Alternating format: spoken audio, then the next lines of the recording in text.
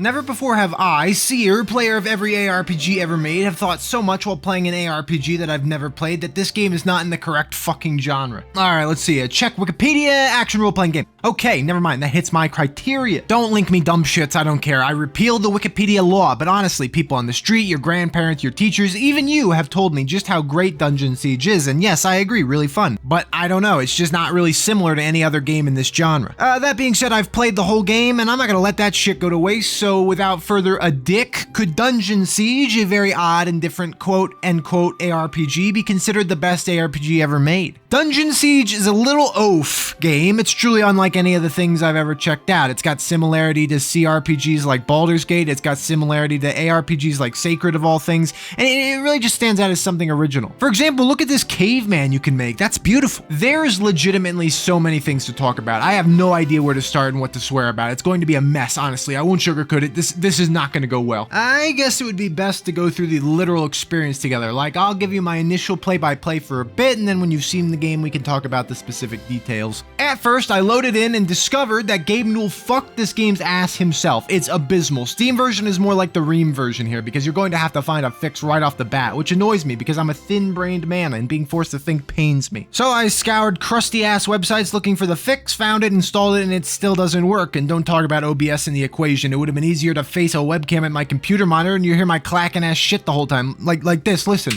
There was a bug, what? So yeah, watermark, occasionally fat mark, so endure the pain of it appearing and disappearing, thank you, I'm not activating Windows. Also, this game crashes like it's me in traffic. I had so many exception errors and I took exception with that because it pissed me off and wasted my time. Does this really matter to you? Not really, not at all, but this channel is not filtered. I'm not gonna hide my experience. If you play this on Steam, chances are you're gonna have to endure your computer dumping its metaphorical pants. Usually, as always, to begin, difficulties, easy, normal, hard, and I'm hard as fuck. There's no denying I'm playing the game like a true warrior, a real barbarian. I'm talking a large man, that's the game This was a mistake. So the game begins and the narrator says something like, peace, and then, oh shit, piece of shit attackers are attacking the kingdom, but you're some simple, humble, jacked farmer named Bill, and it's time to stop the Krug, which is the best named enemy group of all time. And then you're right into the action. I'm going to barrage you with thought here, so bear with me. I'm going to jostle you with how much my thoughts are going to flip-flop. At first, I thought the controls were fine. They didn't feel bad, because you just click on things and move away or whatever. Steadily, I became disillusioned, and I thought the game felt like asshole, and I didn't care to understand the Rosetta Stone of images down here, which, hang on, they matter a lot more in a minute. I then thought combat sucked ass because it was just really rudimentary, and the Krug were defecating on me if I stood still, so I had to mobily crush the Krug by hitting and moving, and it just took forever. Plus, to click and move and attack was really specific. You can't casually drag your mouse back to them if you want to move and cast. It was like bing, bing, bing, bing, bing. What I'm not saying is there's hotkeys for this stuff. I made a mistake here. Ignore this, thank you. And then as time goes on, I start to really like the combat. It's feeling better. It like kind of works. But by the end of the time I completed the game, I was sick of the combat system for a lot of reasons that I will soon go into. Yeah, I know. Writing, scripting, brainstorming, it's too much, it's difficult. So let me start with this little bombshell of information so you might understand why the controls are a problem to begin with. Normally, say in Diablo 2, you pick a character class and be done with it. That's it. Have fun. Attack the masses. But Dungeon Siege, it's big mode. It says, fuck it. You're playing as the whole camp. 8-person parties, the ones I'm typically attending, with the world having tons of people to recruit all over the place, like you're scouting for the Xander Canabes, real gamers reference only. But seriously, how cool is this idea? There's dwarves, elves, women, fictional beings galore, and they're all joining us for the ride. Everyone simply divides down into 3 classifications of melee users, archers, and spellcasters, with spellcasters having a distinction between nature and combat magic, essentially your defensive and offensive mages. Now, there's a lot of good ways to incorporate leveling, many things to try, and this game decided to roll out the classic time-proven system from Final Fantasy II.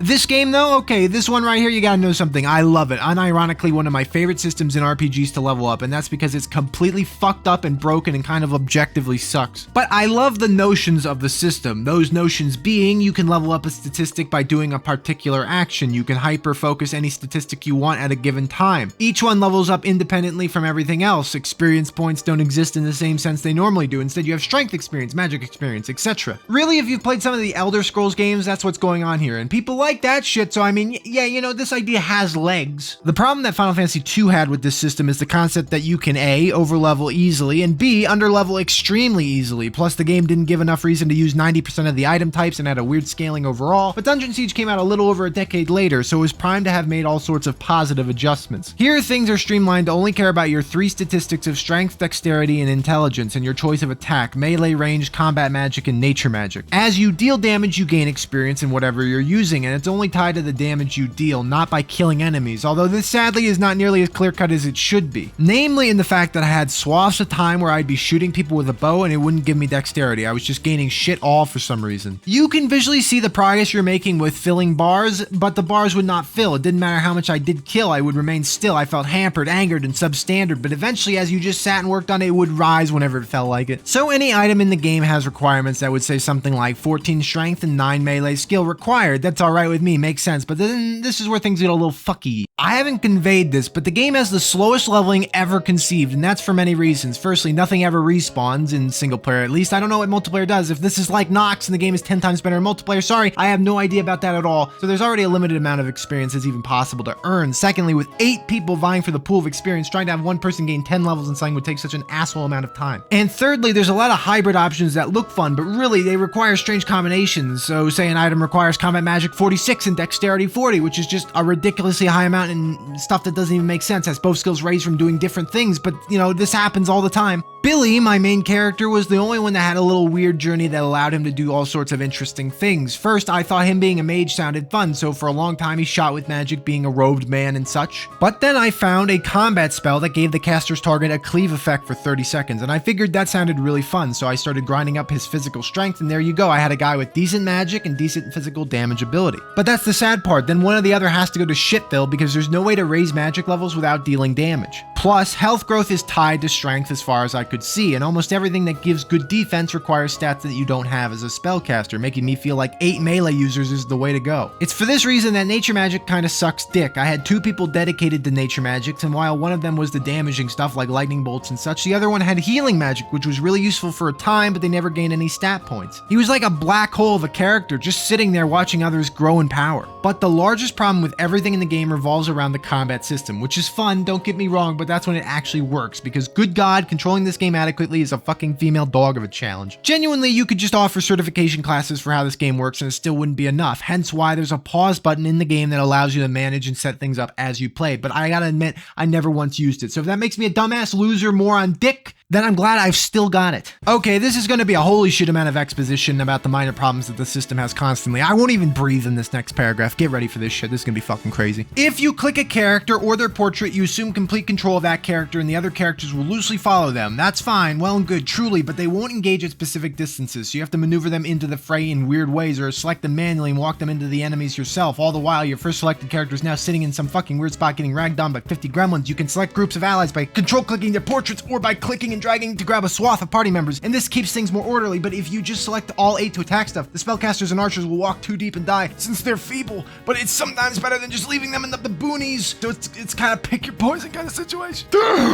There's a control panel in the bottom right that has options for how you want your AI controlled characters to act and attack, but it's really confusing to consider what kind of strategy you'll want to employ later, either completely defensive like little bitch mode, or complete dumbass lunatic who runs into the final boss and dies. Also, if you opt to select a bunch of people, you will inadvertently click one independent character by accident and reset your group selections a lot, meaning you have to reselect everyone you want to use. You know, this happened at least 1,000 times to me without exaggeration. Finally, the biggest flaw of having 8 people is that melee is immediate, free, and occurs in the face of enemies, so oftentimes shit would be dead before my spellcasters could even cast their spells, and therefore they'd never gain experience and grow stronger. And while we're talking about spellcasters, swapping spells is literally dog shit that I hate doing. Each character can equip a spell book, and that spell book can hold a lot of spells. The only issue is that you can only have 4 equip slots up here, and they represent using attacks with melee, range, and then 2 slots for whatever active spells you have. But with 8 characters, you have to click the button directly that you want, or you can hit the hotkey 3 or 4 on your keyboard to swap to the correct spell, but if you're using the hotkey, it'll select that button for everyone, I think regardless if you're highlighting them or not, so it's just suboptimal and quite crap, I must confess. Especially considering there's a lot of temporary buffs in this game, or even just summonable creatures, literally probably 50 different ones, and doing this, click the spell, right-click the party member you want to buff, times 8, click your attack again, proceed. It makes me want to proceed to bed and be done clicking little buttons. So as a result, I primarily use combat spells spells and didn't swap ever because you can have auto-casting attack magics and that just makes things simple. Honestly, the hardest part of the game is micromanaging weird situations. Say one of your characters dies. This first means that the character falls over unconscious, where if they continue to take damage they will die. While unconscious you can heal them back into standing and it's like nothing ever happened. If they die, you have to resurrect them outside of combat. Now imagine you're fighting 20 enemies all over the screen and you have no fucking idea who is where and what they're doing, and unless you're General Patton or some shit, you're gonna get overwhelmed at the sight of all this chaos and random stuff going on. Again, pause the game. I know, stop interrupting. You can complain about me sucking at a later time. So all this wild bombastic stuff is happening and you have two people who get knocked down and then die. Well, then all their equipment and items in their inventory piss onto the floor and it's a mess. Besides all the fighting, you have to endure clutter at all times. So imagine you wanted to cast dynamic spells or strategically click some person. It's just insane. Pausing. Yes, you're right. I get it. I don't pause. Bad player. You're correct. But this leads to praise for the game designer's efforts. You have good hotkeys in this game for potions, picking up items, attacking, all manner of things like that. You hit H on your keyboard, everyone is taking a sip of a health potion if they're hurt enough. And even this is quite interesting because unlike every ARPG I've ever seen, Dungeon Siege lets you drink part of a potion. So if you're missing 200 health points and your potion is worth 400, you're not going to waste that extra 200. It'll be there waiting for you. Half the Gatorade's still available for the lads. Pass it around, and by pass it around I mean I usually had 50 health potions in everyone's inventory because you take so much fucking damage in this game. I really don't know what the strategy to avoid damage is. I even had a dedicated healer who gave out just bursts of heals as their only job, but you get hit constantly. Plus, when you drink a potion, you stop moving and stop attacking for a decently long time, so I hope the 9 crux aren't giving you the cock while you're taking a little sippy. Mana works in the same way, and that's nice. The only thing is mana is a little more sporadic and hard to fixate on. Oftentimes, I'd forget someone was out of mana, so they just stood there watching the others have fun. What have I talked about so far? Fuck, I feel like this game is a ball of ideas bound together with intense gravity, constantly having little parts to talk about that I'm forgetting. Suppose let's go do gear. That's something in this game. The equipment is pretty cool. It's got your regular white items, and then blue with a few affixes, and then blue or purple shit with a lot of affixes,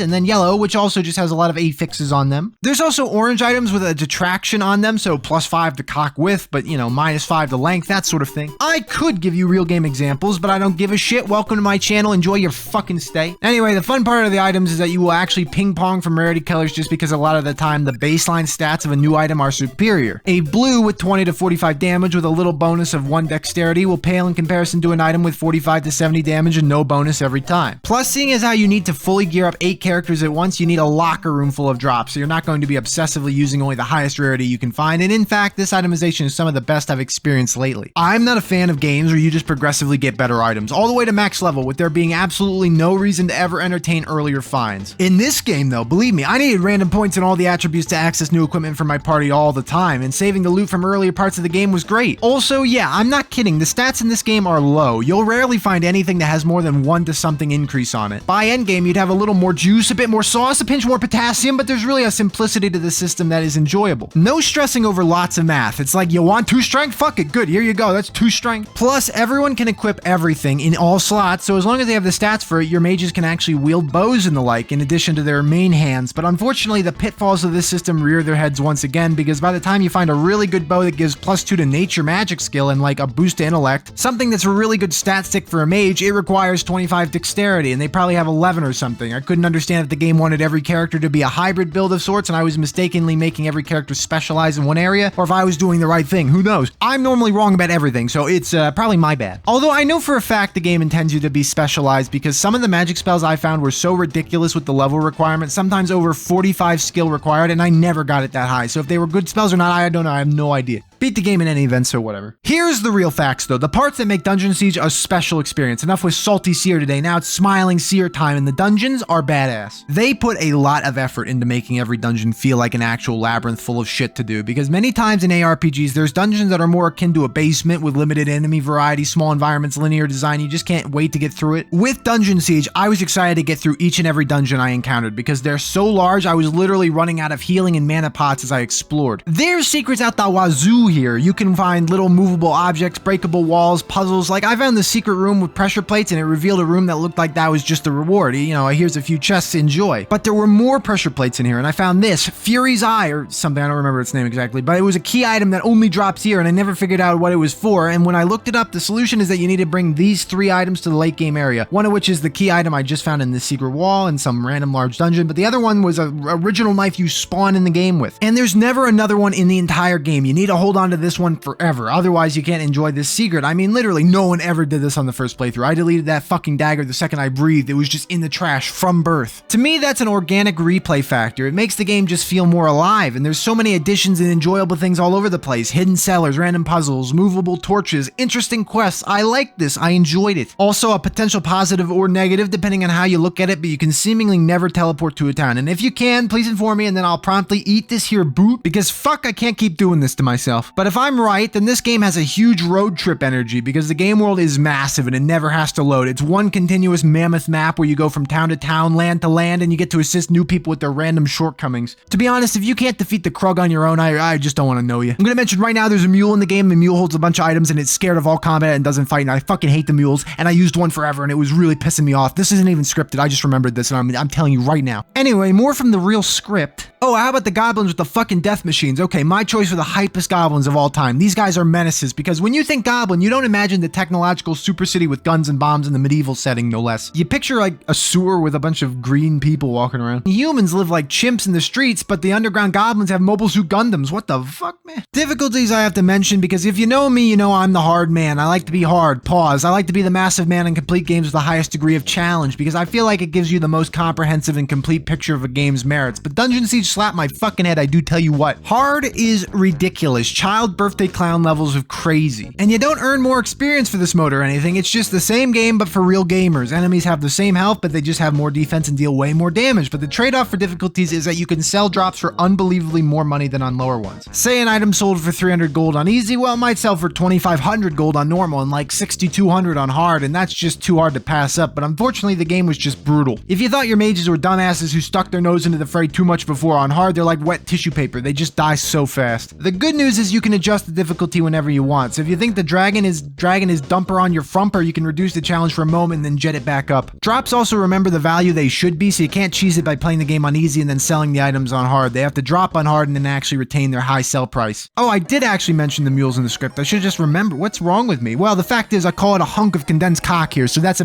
all you need to know. Alright, I'll elaborate. At any point, you can buy any number of defenseless, useless mules who carry a lot of gear, but they run from combat and they don't aid in combat. So it's like having a frail sentient bag you have to defend, and if it dies, it's just a mess of items, and then you gotta resurrect, pick up the stuff. Thank God for the Z hotkey, instantly picks up everything in the nearby area in case you wanted to know. If you didn't want to know that, then that's fine. I'll just stop talking. Let's see what kind of video that would make. Fuck you. But anyway, the mule illustrates a point that's kind of bizarre, but I was so attached to everyone surviving fights. If someone was getting killed, I felt so bad for some reason. It was a very all for one for all kind of game. On one hand, dying is just a pain. You need to stop, resurrect, re-equip everything. It's a mess. On the other hand, this stocky dwarf man has been with me through it all, and I won't let him die here, I proclaim, as hundreds of large trolls bear down on us. And that is why the quick save feature is imperative here. You would hit that F9 key all the time. You would never know what's coming around a corner. It might be just a big crook with a big cock. And it's another illustrative point, the enemy variety, the combat staging, the moment-by-moment gameplay where you're prepping for the next brawl, getting everyone new equipment, assisting new townsfolk, finding secrets in the world. It's just a great game, and I really enjoyed it. So I don't know for sure if I consider Dungeon Siege 1 to be possibly the best ARPG ever made, but this is the whammy. Where's my buzzer? There it is, because this kicks off when I'm dubbing to be Dungeon Siege Debuary, which was supposed to be Dungeon Siege December. That's, yeah, fuck it, forget it. And what that means is that in 3 days, yes, only 3 shitting days, there's going to be another Dungeon Siege 2 review right here. I've got Seer on the game right now. I'm playing it, and that review is going to really contextualize how good this game is. And guess what? It's not Dungeon Siege February without the third, less positively reviewed game, it seems, also being featured. So before this month is out, you're getting the gamut, the grand total, and we'll be able to determine which of these dungeon shit games is possibly the best ARPG ever made. Don't miss it. I'll know if you did, and you wouldn't like me when I'm beating the shit out of you.